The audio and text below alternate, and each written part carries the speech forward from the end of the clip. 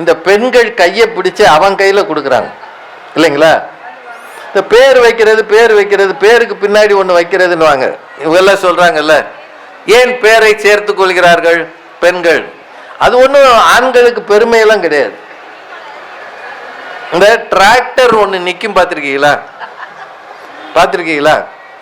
அது தானா சுத்தி வரும் டிராக்டர். அதுக்கு சில நேரம் பின்னாடி ஒரு ட்ராலின்னு ஒன்று சேர்த்துருப்பாங்க, எல் போட்டு. பார்த்துருக்கீங்களா ஐயா?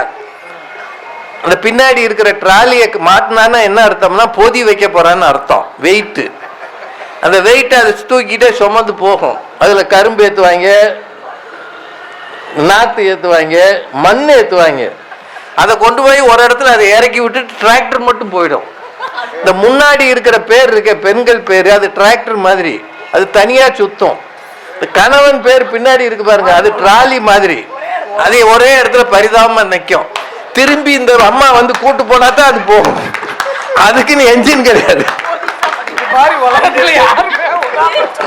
அதுக்கு என்ஜின் கிடையாது. போத்தீஸ் வாசல்ல கொண்டு போய் அதை நிறுத்திட்டோம்னா அது அங்கேயே நிற்கும். ஆர்எம்கேவி வாசல்ல நிறுத்திட்டீங்கன்னா அது அங்கேயே நிற்கும். இந்த அம்மா உள்ள எல்லாம் சுத்திட்டு வந்து டிராக்டர் லாக் பண்ணினா கூட்டு போயிடும். அதாங்க வாங்கினதுல தூக்கி சுமக்க பில்லு கொடுக்கும். இது பெருமையா ஐயா? இது பெருமையா? இல்ல இல்ல. அதை தாங்க ஆண்கள் அழுகுறாங்க.